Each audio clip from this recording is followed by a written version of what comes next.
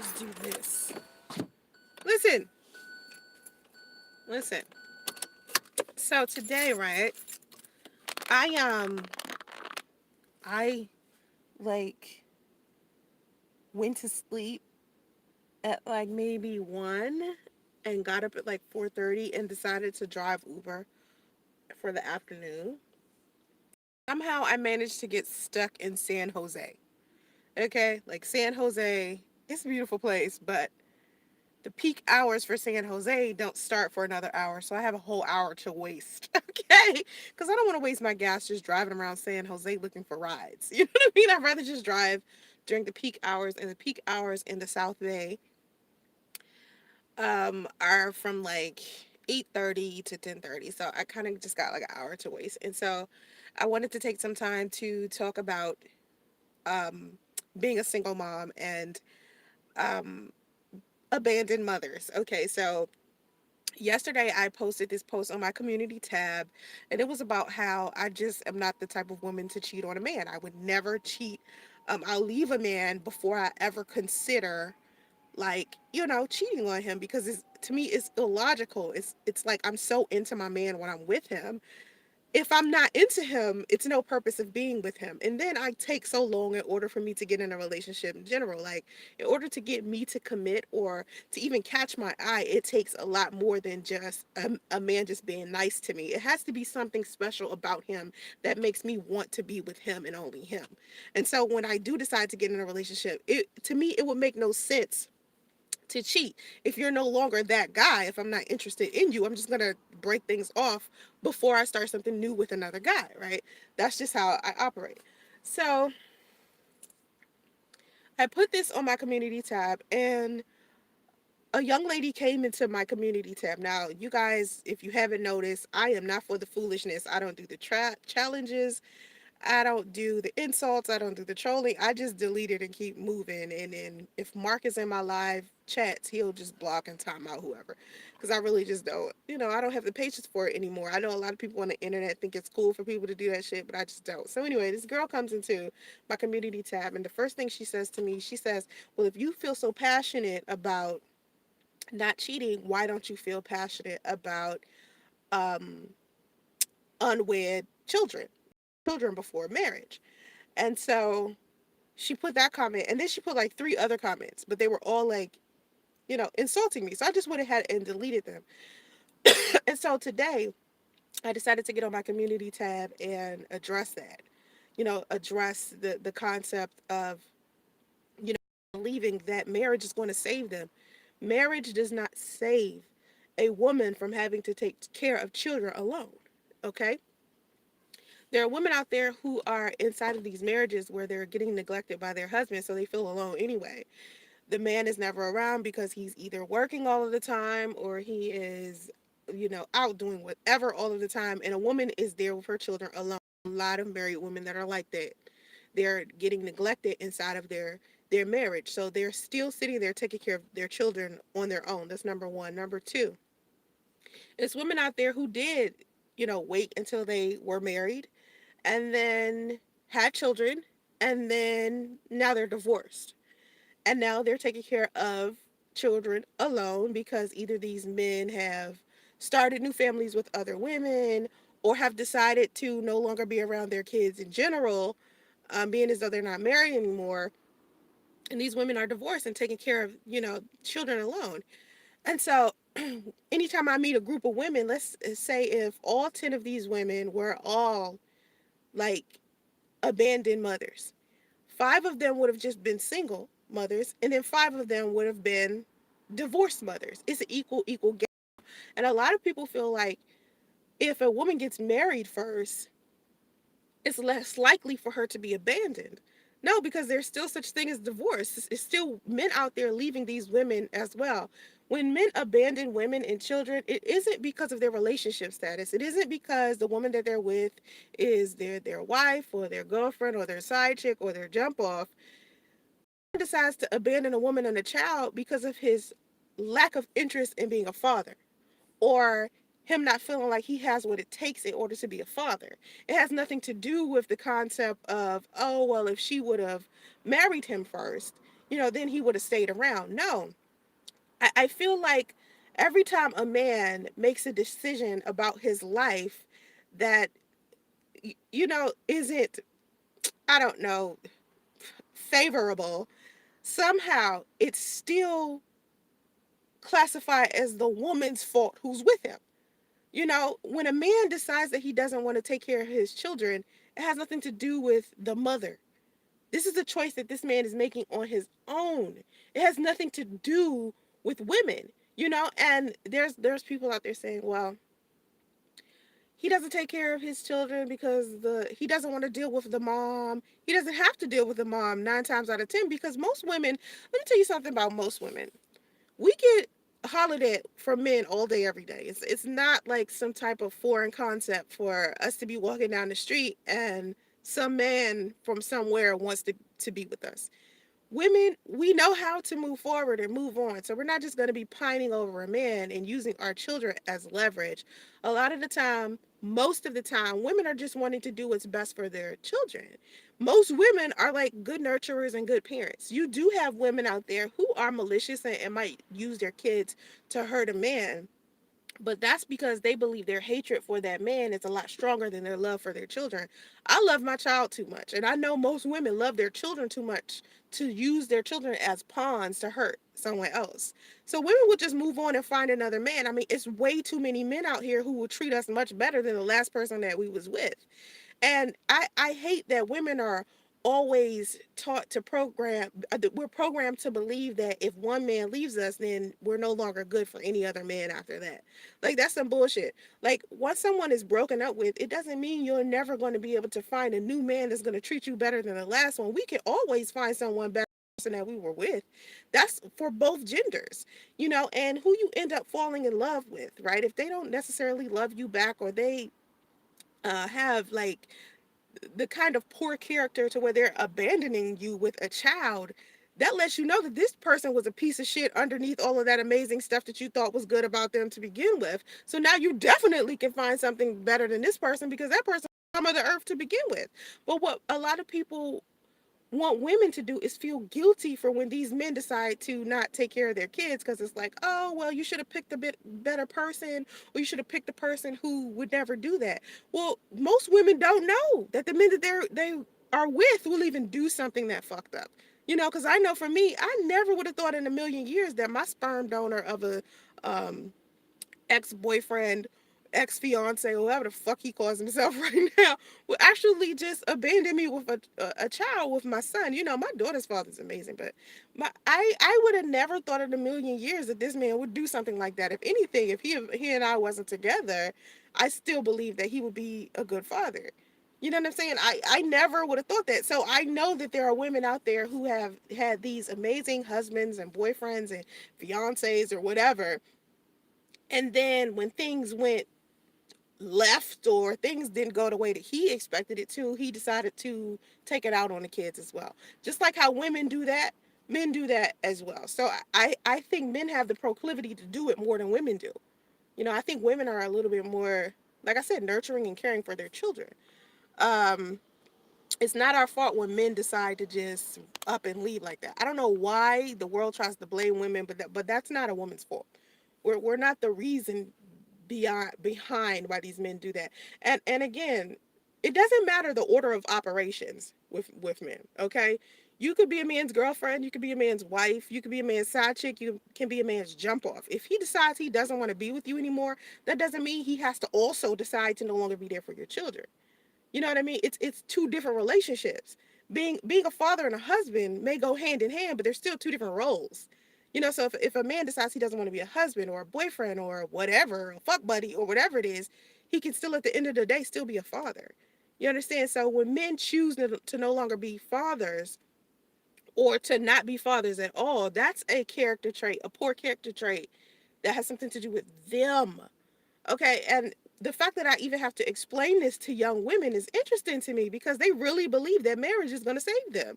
They really believe that, well, honey, if you would have did it 1, 2, 3 or ABC, then you would have had more success. No, because it's still men walking around here filing for divorce.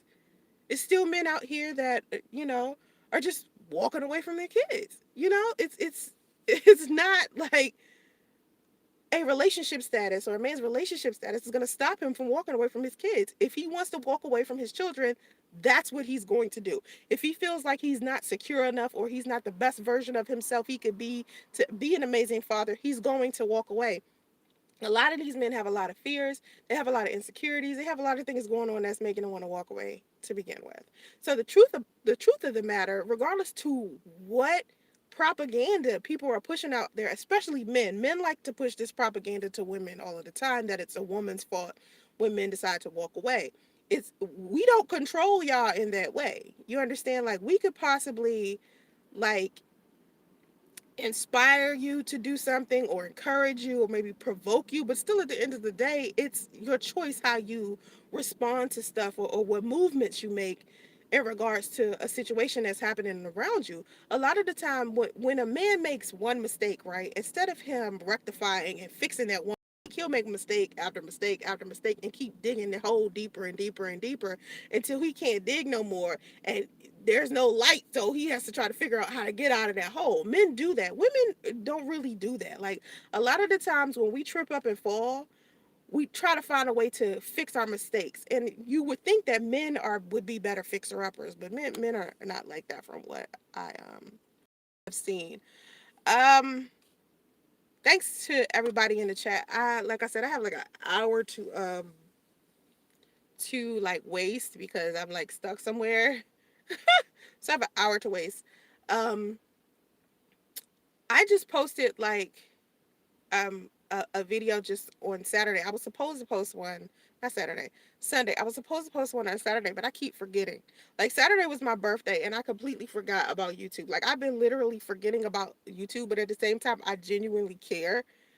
Because I want to still post my videos, but because I'm trying to, transition and get in another sector of YouTube, which I'm not going to tell you what it is, but I'm doing three different types of sectors of YouTube to see which one I could be successful in. And I'm doing all three of them at the same time. So I'm trying to figure out what's the best days to post, what days not to post, what kind of content I want to post. Do I even want to post? I mean, that's just where I am right now. And that confusion right there is taking, like, you can see it on my channel. You can see the confusion to where I don't know exactly what it is that I want to do. So anyway, I posted something about the lottery curse, and then I started thinking about all of the times that people ask me about relationships. I get on the Facebook and people are talking about relationships and abortion and marriage and kids and all types of stuff all of the time, and it just seems like so much controversy. And I know that there are different perspectives in regards to these topics, and they're very, very sensitive. But what I'm really, really trying to avoid is that the negativity that comes along with these controversial topics, because a lot of people don't know how to express themselves without getting so sensitive and so upset with other people as they're expressing their opinion. And so that's what I've definitely been trying to avoid while doing, my videos. And it's just very hard. It's very hard to, um, not focus on stuff that seems to be very, very important. Like, these type of topics used to be very, very important to me. I hate when people put the reason why men abandon their child. It's even worse when they family support them leaving their child. Yeah, I will never be able to understand why any family member would support another family member abandoning their children. Like, any woman who supports their son or cousin or brother or uncle or whoever family member abandoning their children, regardless to what reasoning behind this, because a lot of men will give you a whole bunch of fucked up excuses for why they don't take care of their kids. And at the end of the day, there is no excuse you could ever give that will be suitable enough to justify abandoning a woman and a child. And when a family member makes another person in their family believe that them abandoning their children is okay, that delusion right there, that's a form of dysfunction that I've spoken about even with my own son's father. You know what I mean? Like, I've spoken about that dysfunction to where his family has allowed him to believe that taking care of his child, not taking care of his child, is simply okay because he has whatever negative feelings he has about me. Now, my thing is, um, my negative feelings about him never get in the way of how I speak to my son in regards to his father, or I never will ever feel comfortable with the idea of my son and his father not being in each other's lives. You know what I'm saying? Like, I don't want it for me. You know what I'm saying? Like, because I hate priests. I don't like him. I don't want him around my son at all. I think he would be a horrible father, a horrible person. I don't think he's a good person at all. And there was a time where I was like, well, he might not be a good husband or a good boyfriend, but I know he's going to be a good father, right? But now it's like, for me, yeah, I can't fucking stand priests. Yeah, I don't want him around our son. But at the same time, it's like, for my son is going to need something from his dad, you know, or a male figure, you know, someone um, positive and masculine in his life. You know, my son is going to need that regardless. And it's nothing that I can do about it because there's certain things I just can't teach my son because I'm not a man. And, you know, he's going to want to know the part of him that I'm not. You see, my son has two people in him. He has me and he has priest in him. So in order to teach my son to have confidence in himself, I can't go to my son and be like, yo, your father's a piece of shit. I hate him. Like, I never want to see him again. I hope that son of a bitch bastard dies slow. You know, I can't do that with my son, you know, because then my son will hate it part of himself. You know, if I do that to my son, that's not going to work. But I do have to express the importance of abandoning children shit. Like, I don't want my son to ever feel like it's okay for him to just be like, you know, I'm not going to fight for my kids at all. Like, I'm just gonna pay child support, maybe, but I'm definitely not gonna see my kids. Like, fuck that. No, you are going to be there for this woman while she's pregnant. You're gonna be there when your child is being born. You are going to, you know, do your part. And not just financially, but spiritually, emotionally, mentally, you're going to be there for your children. It's many facets to being a father, and it's many facets to being a mother. But when these men abandon children, I just want people to stop being so condescending to mothers simply because a man decided to walk away. These men walk away from their wives too. They don't just walk away from girlfriends or ex-girlfriends or jump offs.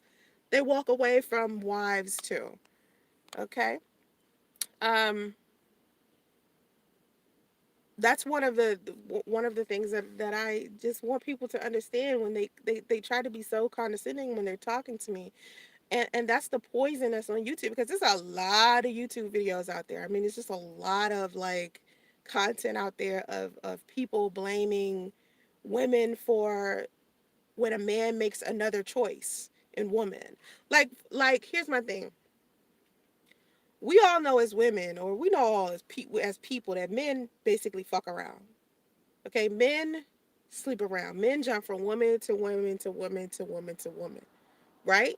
So why are we surprised that a man leaves a woman for another woman? Number one. And number two, why should a woman that was left feel upset when a man leaves one woman for another? When that's what these niggas do.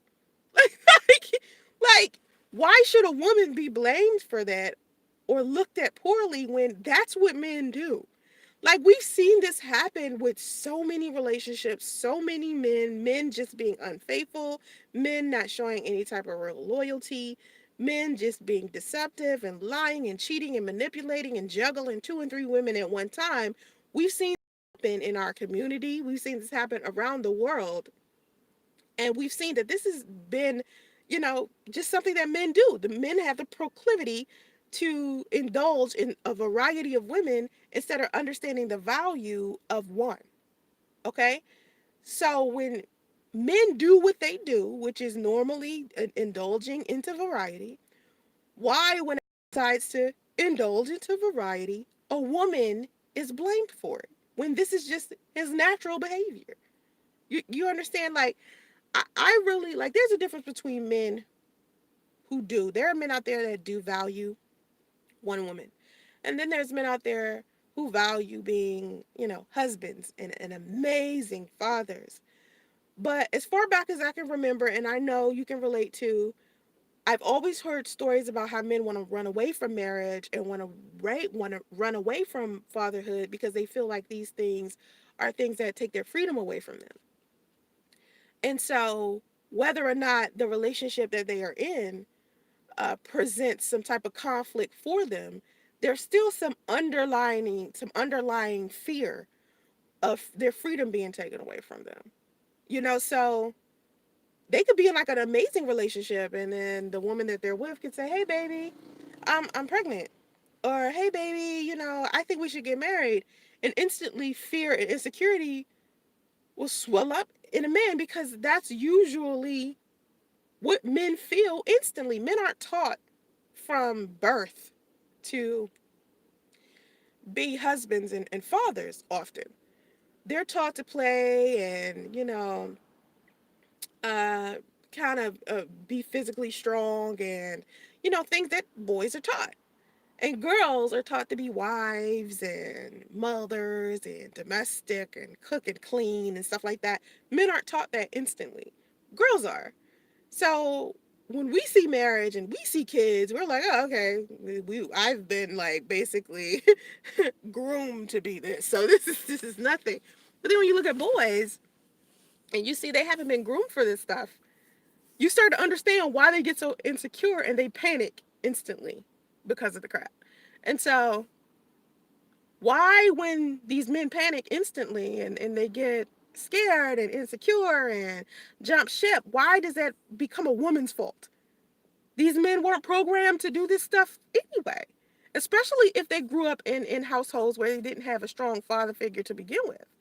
If they didn't have a man around that was teaching them a whole bunch of resources, teaching them how to be resourceful and to be providers and to be strong and loyal. And if you had no one there to teach you that, then you're not going to be that type of person. You understand what I'm saying? Like you just don't know. It's the same thing like with my son.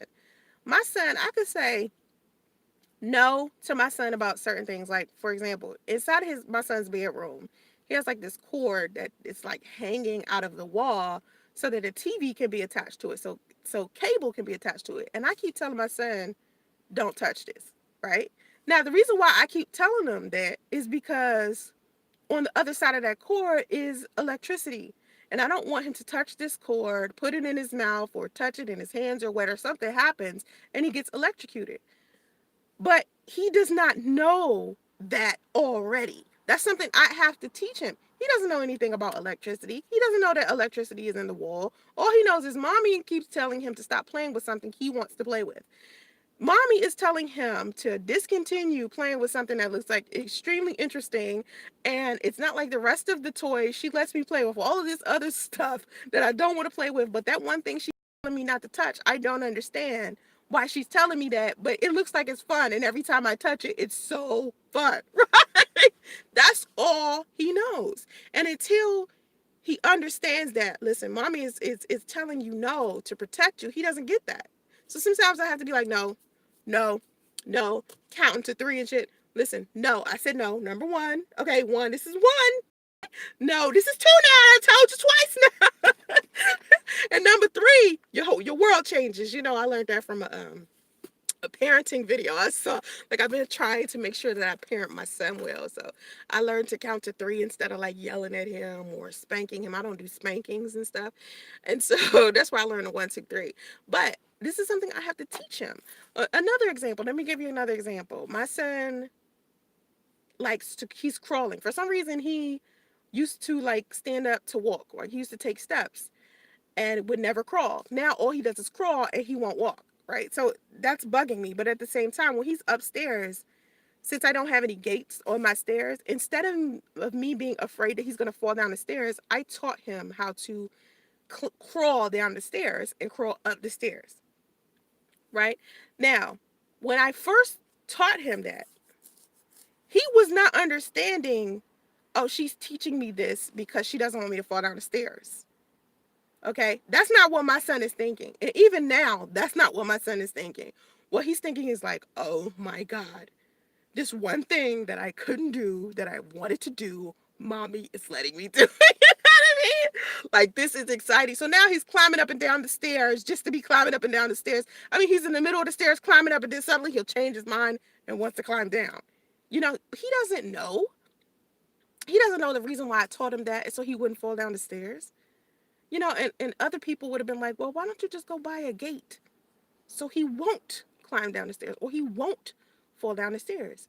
My thing is, to me, that's taking the freedom from him. That's me, like, out of my own fear that he's gonna fall down the stairs, I'm just gonna put a gate up so he can't. Instead of doing something better, which is teaching him how to go up and down the stairs. That made more sense to me than actually going to go get a gate. You know what I'm saying? Now, it doesn't mean that I'm not going to get a gate. It just means that that made more sense to me, to teach him how to do the things that I'm scared he's going to have a mishap with. You understand? So it's the same thing with men. I feel like when men grew up, as they were growing their upbringing, right? Some wouldn't teach them the benefits of what it would mean to be a husband, the benefits of being an amazing father, or what it actually meant to be those two things. And right now, society is throwing to them after they get a certain age, when they get maybe 30, 35, suddenly the conversation of marriage and fatherhood starts coming into play, and these men have no idea how to even be those things because someone put a gate up and said, okay, we're not going to have the birds and bees conversation with you until you get a certain age. I don't believe that that type of teaching has worked for anybody. Like, for instance, with my daughter is very, very responsible with her body. She's very, very responsible with relationships because she has a deeper understanding of those things because I always taught her from the beginning. See, my mother didn't have the sex, birds, and bees conversation or what kind of woman I should be. I was always taught how to cook, how to clean, but being a wife was horrible because men was going to find a way to cheat. And I always was taught, what being a good mother would be, but not the way, not as an example from my mom, because my mom wasn't a good mother to me. I saw my mother be a good mother to somebody else. So it was easy for me to be like, okay, when I get older, I'm going to teach my daughter this, or I'm going to be this type of mother to my daughter. So that's how I learned motherhood. And my mother, instead of having the conversation with me about how to deal with men or how to, carry myself as a wife or girlfriend or blah, blah, blah, my mother, oh, you're too young for me to be talking to you about such and such. And then it got to a point where I was just too old to talk about it. You know what I mean? It's like, okay, now my daughter is so old, I don't even want to sit down and have the birds and bees conversation with her. Like, she, like, can you imagine having the birds and bees conversation with somebody that's like 30? It's like a little too late for that. You know what I'm saying? So one of my biggest fears is putting up the gate too long. Like, the gate is up, and now my son is too old to learn how to walk up and down the stairs. It's like that with men. I feel like, like, for example, with my son's father, no one taught him. No one taught. I remember him saying to me, my father didn't teach me anything, and no one really taught him too much of anything. So when men grow up and suddenly fatherhood and marriage comes into play, the first thing they do is get scared because they don't know. That's the one thing that everybody is so afraid of, the unknown. People aren't afraid of what they know is going to happen because they can prepare themselves for something they know is going to happen. I mean, like, if you go to the grocery store with only $20, there's certain things you can't buy. But, if you are like about to get surgery, or if you or starting a new job tomorrow or anything like that, you don't know how things are gonna go, so you get a little you get a little anxiety. You're like, I'm a little scared. You know what I mean? So I think that's what happens with men. And I think women need to stop being blamed for why men make these choices that they do. Abandonment in general is a terrible thing. It's a terrible experience. I don't know how anyone could abandon another human being, but I feel like when a person is comfortable with abandoning someone else in the time of need, it's because they were abandoned so often and so much that it's become normal to them. And for me, I remember my feelings in regards to abandonment and how I would never just abandon anyone. Like, I'm not the type of person to just walk away from someone in need. Um, if I feel like there's some type of confrontation or like some type of dramatic situation and I feel like maybe I'm about to be abandoned, then maybe I'll try to fade to black, but to just instantly abandon someone that I love, that I know that's going to need me in the long run, I'll never do that. I'll never do that. And it surprises me that my son's father abandoned our son because he used to always have like this abandonment issue. Like he that was one of his main issues. He never wanted to be abandoned. He would always be like, "Please don't leave me." Like, like if we were out somewhere, he had such an abandonment problem that he didn't even want me to drop him off and walk away. You know what I'm saying? TD, your son has gotten so big and you're doing great. I may have to connect with you to find some good spots areas to live in Oakland area if you know any. Well, I don't live in Oakland. I try to stay in predominantly black areas because people recognize me like crazy. Like, people recognize me and it's like, I hate people recognize me because I'm trying to hide actually. So, but I don't know any. I know. I don't know. I would say Sacramento. I don't live in Sacramento. I don't like Sacramento. I like the Bay. So to me, I would say find the cheapest in the Bay and just work it out. Um, Shalisha Porter, them being afraid, feeling their lives are going to change and freedom will be gone. Yes, that's exactly what people would feel. Men feel. They feel like their life is going to be different. They're not going to go out there and have fun anymore. Personally, me and Justin still have fun. On my birthday, we went to a kite festival. To me, different kind of fun. It's not like let's go to the club and twerk and get drinks and be drunk all the time type of fun. It's more of even something simple as me teaching my son to go up and down the stairs fun. You understand what I'm saying? Like, it's hilarious to see him climbing up and down the stairs. Like, that in itself is just a form of amazing entertainment. You know what I mean? It's like I love it. But um going to festivals and seeing other families and uh, going into bouncy castles and teaching him how to play basketball and football, just spending time with him in that way is very entertaining and it's very fulfilling at the end of the day. And I just don't see how any person could want to miss this. And sometimes I'll be playing with Justice and we'll be having a good time, and my mother will just be staring at us, and I'll stop and I'll look at her, and she'll say, I just don't understand how priests could want to miss this. This is like so entertaining. It's because it was the unknown. It was something different. He didn't even realize how much fun and entertainment and how much goodness comes out of being a parent. And the people who don't have kids, sometimes they don't know that. They don't know. So they're afraid of that. And it's unfortunate that the situation that we're in, he can't experience this part. Like, this part is great. I love this part. Like, this part of my son's life, he's a toddler now. It's just I love it. It's so much fun. It's so much fun.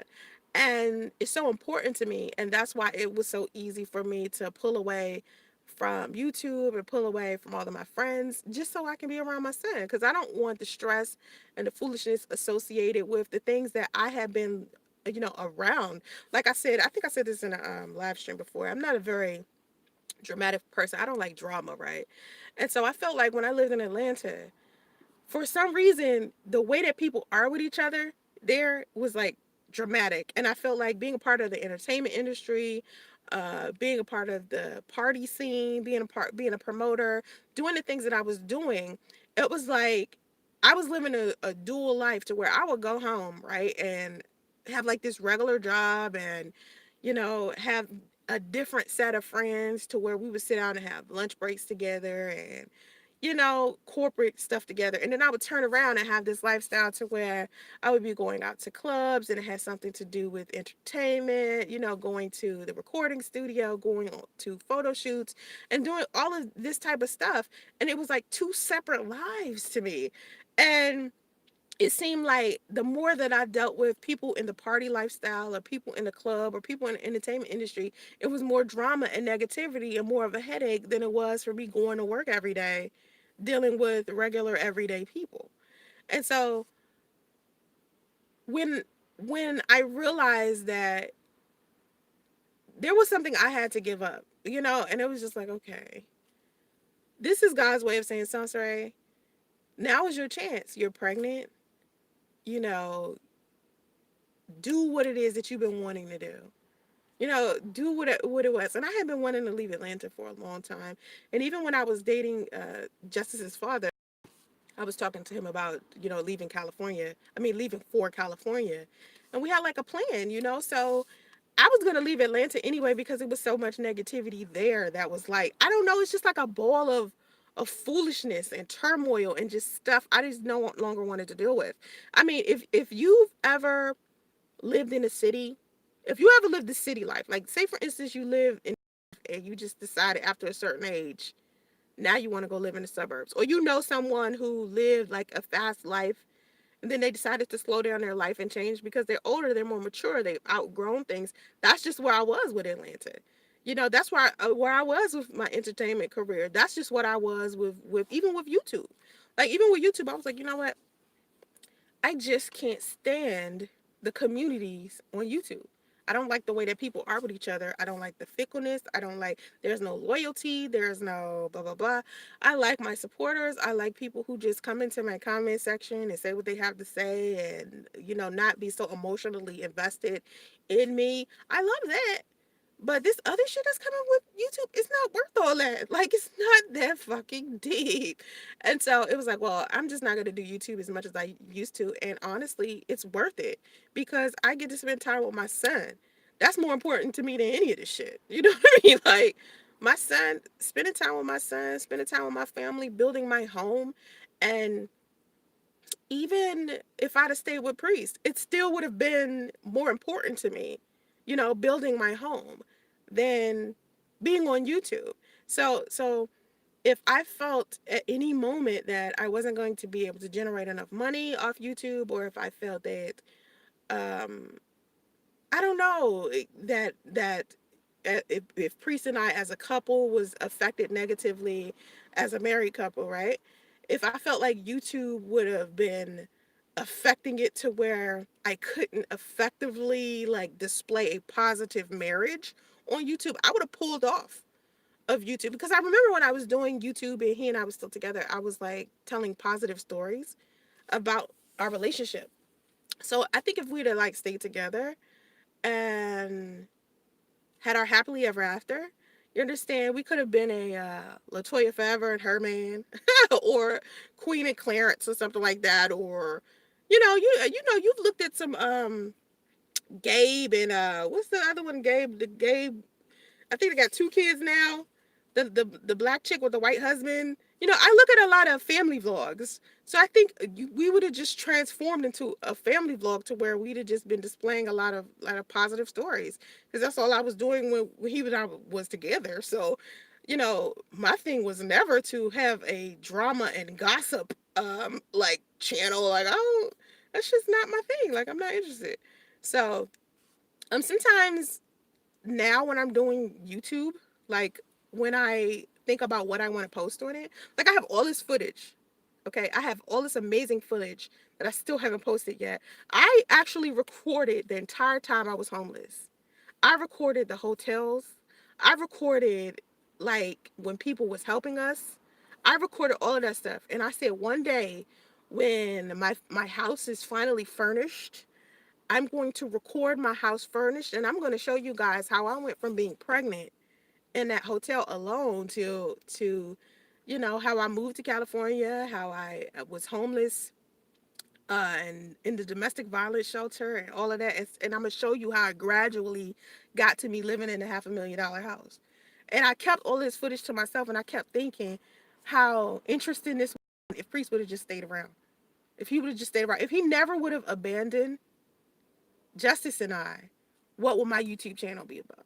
What will my YouTube channel look like? My YouTube channel would have looked a hell of a lot better because people love to see people teaming up together, becoming something better. There's this family called I don't know if it's called the Royal Family. I forgot. Well, they just put a video together, right? It's a husband and wife, and they were like really, really poor, and they finally made it. And if you look at their channel, you can see from when they was like piss poor to now being millionaires. And you see the difference like in their videos. It's gradually with time. And they did videos about their cars being repossessed. They did videos about how they were moving from place to place and struggling. I mean, I just, to see people, a couple, stick together and love each other through that turmoil and through that pain, to see it, it's real. And so a lot of people, like, applaud them because of the triumph. So sometimes I think about what my channel would have been like had I not been abandoned. What would it have been? Because there's no, it's still at the end of the day, right? There's no guarantee that the person that you fall in love with will fall in love with you back, or there's no guarantee that they love you at all. Okay? And so to put it out there that I was even in love to begin with, because it had been such a long time. Like, you guys had never heard me say I was in love. But the fact that I put it out there that I was so in love with someone, and then I was abandoned like that, and to see people blame me for a man abandoning me when that was his choice, I said, I wonder where people get this from and why people do this to women. And then I started thinking about how women are so oppressed to begin with. Like, they do this type of shit with us all of the time, regardless to what we do. It doesn't matter what we do. And if you look on my community tab, I made this post about how if you're too skinny, people make fun of you. If you're too fat, people make fun of you. If it, people like, you're always going to be judged. Someone is always going to find something wrong with what you're doing.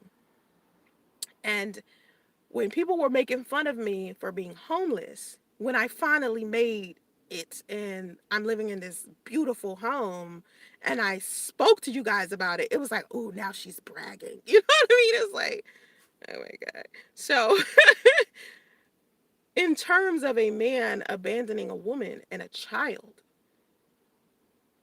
it's like, when are men going to be held accountable for this thing? What possibly could happen inside of the community that would shift it to where now men have to take accountability for it? And this is the main reason why I stopped wanting to do content as controversial as this, because I felt like, regardless of how much content we put up there and have the conversations, the serious conversations about stuff like this, when is it going to be that people start taking accountability for what they do? Like, when is it going to happen? When is it going to happen? It's just like, how many times do we have to keep talking about these controversial topics as a community in order for things to change? Because it seems like all we're doing is having the conversations. Then suddenly people are sitting here arguing because they're, emotionally invested, and then that's it. What comes out of that? What good comes from conversation? And that's why I was kind of leery when I decided to do this live stream, and I said I have an hour to waste. I was like, do I really want to have a live stream about the truth about mothers who have been abandoned and how marriage does not save them? Do I even want to do a live stream about it? Because how conducive is this conversation?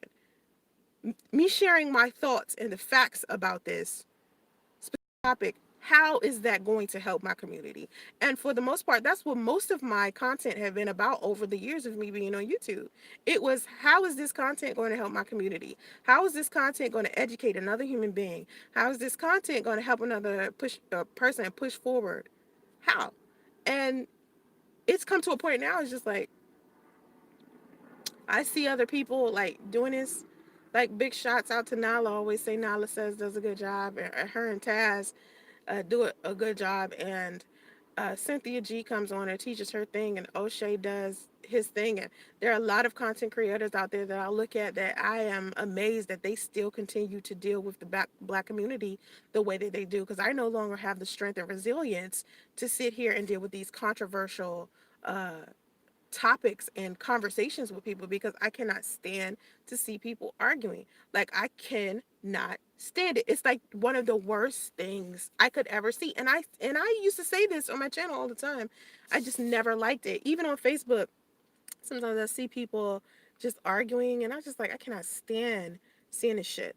Like, that shit is just yeah, the sun is still up where I am because of course I'm in California. So the sun is still up here.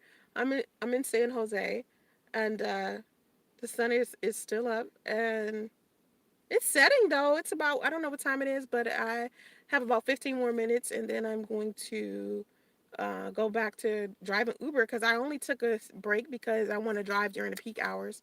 I didn't want to be driving around in circles wasting gas and shit. And the peak hours here, excuse me, it's like 8:39. So I didn't want to, waste my gas. Cause I mean, if you knew the Bay Area, you would know that San Jose is not close to where I live. It's close, but it's not close enough. It's not like it's around the corner. Um, I've been dealing with, as I'm doing what I'm been doing, driving Uber and stuff. It's actually been clearing my head a lot. Um, but I still have things that I deal with in regards to being abandoned as a single mother. The abandonment issue, I still deal with that every day. I still have not gone back to counseling for it. Um, I still deal with it though, like in my own way. I don't have as many anxiety attacks as I used to. I don't know if you guys remember this, but I was saying how I was taking that clonazepam. What is it? Anyway, it's for anxiety, okay? And I would have like these panic attacks, and so I would take that pill, and it would have me like gone for like 2 days. Like, I mean, literally 2 days, because that's how long it takes to get out of your system. So this one little pill, I mean, and it's tiny too. It would have me gone for 2 days. I'm talking about, I would be present, but I would be completely neutral. Like, so like, of course, in my mind, I would be thinking, this situation, this thing is getting on my nerves, or I feel bad about this situation, but then I wouldn't feel it here. Like, I couldn't feel my soul. You understand what I'm saying? Like, to me, there's three different things. There's mind, there's body, there's soul. And so somehow this pill manages to disconnect the three to where you'll be thinking something, right? And physically you'll be feeling, but you won't feel it in your soul. You see what I'm saying? It's like, let me explain it. It's like, okay, I take the pill, I'll be mad about something, but instead of me physically getting mad about it to where you can tell that I'm angry, I'll say, that thing that you just did, it kind of made me angry. And the anxiety associated with it, to where, how when you angry, that feeling you feel when you're angry, like real down, you're like pissed, that would be gone. I know I would be angry. I know the thing that I'm viewing or the experience that I'm having is making me angry, but my response to it would be so zombified. And then that pill, when you do take it, it causes depression later on. So basically, it's covering up some shit that you are currently feeling, right? So then later on, you'll feel it. Like, it's like a residual. It's like, okay, we're not going to let you feel what your soul is feeling right now, but we're going to put it in this little bank and hold on to it. This pill is going to put it in this little bank of feelings, and you're going to hold on to these feelings until later on you're going to be so depressed you might even commit suicide, type of thing. That's what these pills do to you. Okay, so I kept saying, I do not want to take these pills. Like, I'm not gonna do this. Like, this, I am not about to be the person that's, number one, walking around like a zombie for 2 days, and then it puts you to sleep. And I said, well, I have my son. I can't just be falling asleep randomly like I'm narcoleptic or something. And I don't want to eventually get depressed because I've been suppressing how I feel because of a pill. You know what I'm saying? And so the only reason why I was having anxiety to begin with is because anytime I think about Priest, I swear to God, anytime I think about this dude, or something, a milestone that happened in our relationship, or anything that reminds me of him, I get upset, and I get upset for an extended amount of time. It's not like I'll be mad for like 1 day. It's like maybe 3 to 5 days. I'm a little pissed. Like, like I could think a memory will pop up in my mind of some shit that he did. It's not a positive memory. Like, I have no positive memories yet. And so I'm trying to figure out, you know how the process of when people break up, the process is you're mad at first and then you start remembering the good stuff. The good stuff hasn't even come yet. Think about that. He and I have been broken up how long? The good stuff hasn't even come back yet. Because usually you're like, oh, okay, I miss blah, blah, blah. I haven't even got to that point. And so dealing with the anxiety of being abandoned, the disloyalty, the betrayal, that stuff it runs deep. It's a deep rooted, it cut me deep. So healing from it, so it won't be taken out on my son, is the thing that I've been dealing with the most. Just trying to make sure I don't take out on my son anything that has to do with his father. And when I think about remarrying, or not remarrying, well, yeah, remarrying, because I called priest my spiritual husband. So in order for me to even open up enough to be married to another man, I got to open up to him spiritually. I got to spiritually marry this man. So in order for me to remarry another man in that way, I don't know how I'm going to do that, but I have to do it eventually so that my son can grow up with an amazing stepfather. You see what I'm saying? Because I refuse to allow my son to continue to grow up without a father. I want my son to have a father, and I want my son. He could have had his biological father. I tried, but I'm done with that. So now it's like I'm in the process of dating, and it's getting a little better with time. And I can't, I don't know. It's like I see other women like get into these amazing relationships, get a new husband and shit all quick. How do they do that shit? Like, like, oh my god! I think because I'm so loyal and I'm so like into my relationship and I'm completely all in when I'm in a situation.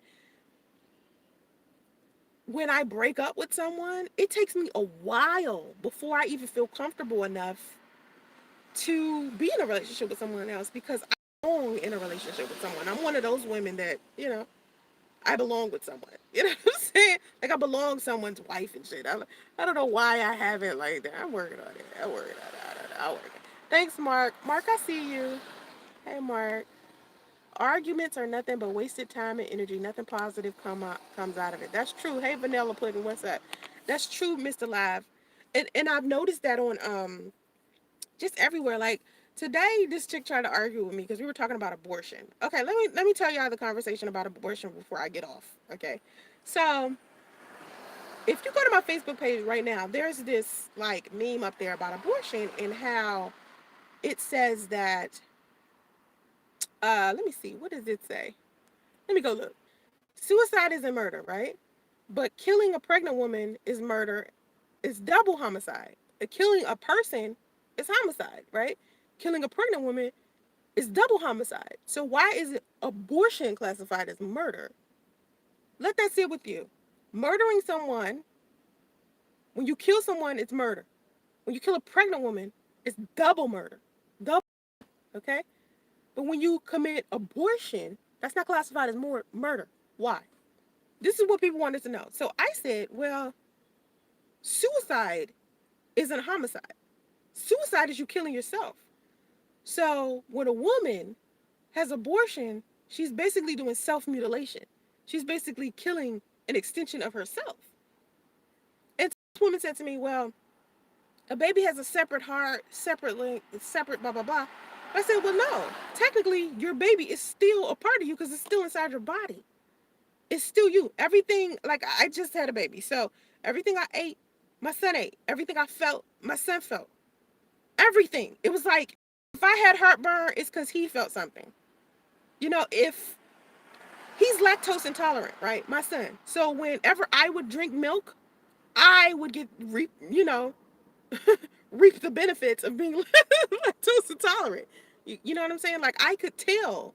So I've also had abortion as well, right? I've had an abortion. And to me, abortion is torture.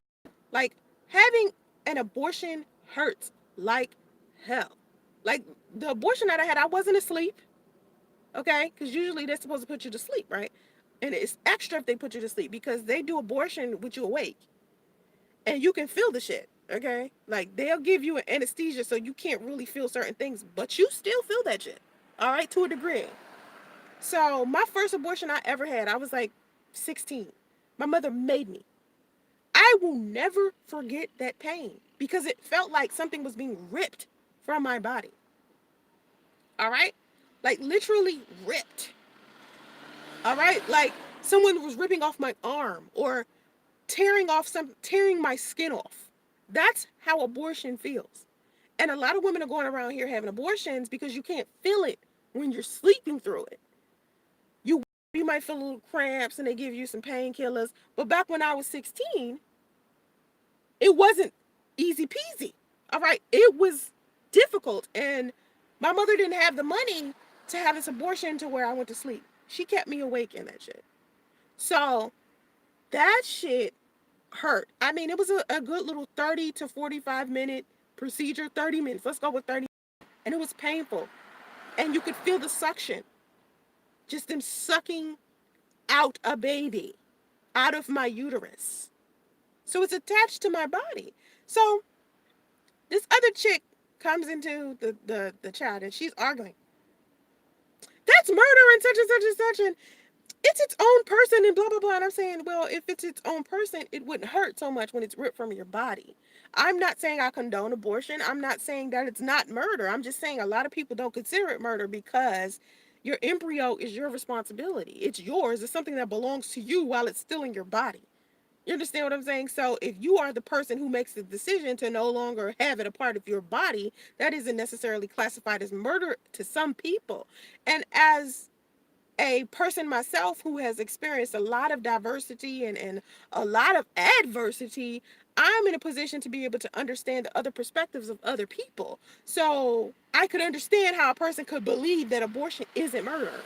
I could just understand it because I get how some other people think. So this is the only reason why I was even bringing this topic up to begin with. But a lot of people cannot grasp the concept of someone else having a perspective different from their own. And when they're expressing their perspectives or their opinions about a topic that is very sensitive, instead of them understanding the sensitive nature of the topic, they want to continue to insult someone or drag someone just to prove their point.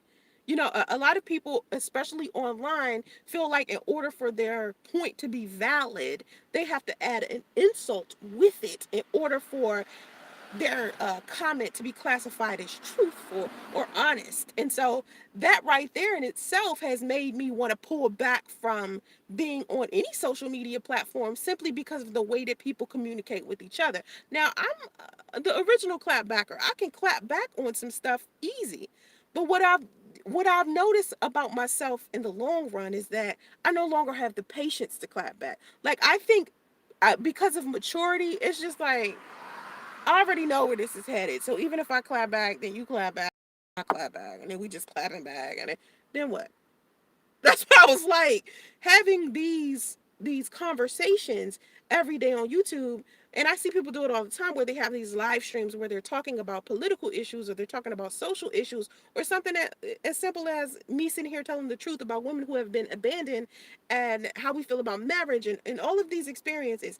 Even if I sit here and explain to the world where I could help them understand that there are different perspectives in this world, not just their own, it's still going to be people out there who feel like their world and their views and everything that they have to say and what they're doing is more important than anybody else's point of view.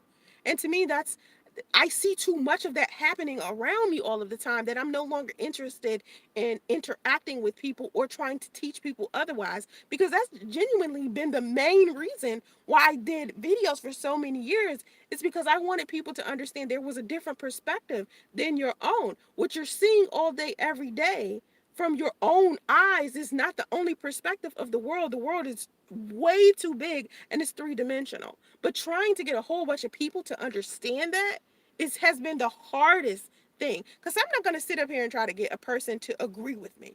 My biggest concern isn't, oh, you and I have to agree with each other. Or I don't feel validated simply because somebody agrees with me. That's not the reason why I say what I say. The purpose of me saying what I say is so that people can understand there are different perspectives There are a variety of beliefs. There's such thing as diversity. I am different from you. And when people say, Soncerae, I like what you're saying, you're entertaining, but I disagree. It's like, thank you. I'm glad you disagree. We come from two different places. We've had two different experiences of life, and that's how it's supposed to be. We're not supposed to always agree about everything all of the time. But people don't agree to disagree. And I was saying that to this girl earlier as we were talking about abortion. I said, I'm just going to agree to disagree with you and move forward. What this chick do? Still insult me after that. She said something real slick and shady after that, to where I just ended up deleting the whole comment, deleting her as a friend and blocking her and just moving forward because I was like, I can't with these people. And that's why I've been backing away from YouTube and in social media in general. It's not that anything other than that.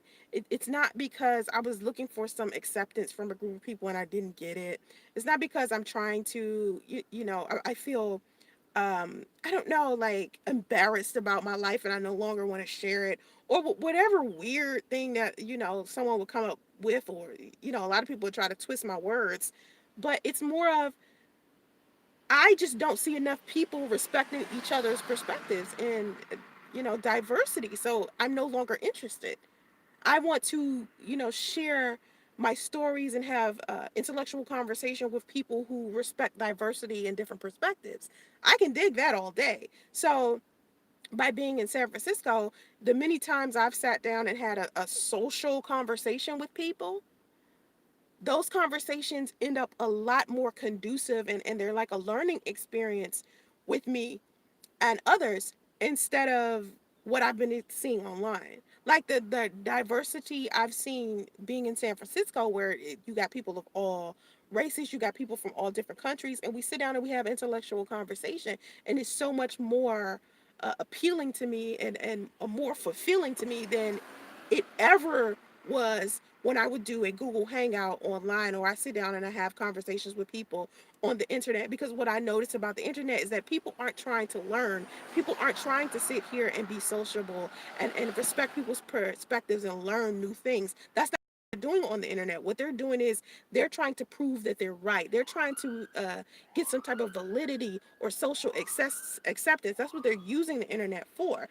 And me, I've never used the internet to do that type of thing, or I'm not using the internet as some type of weapon to harm another human being. It's always been, I want to teach this, I want to show this, I want to conversations that are intellectual and inspiring.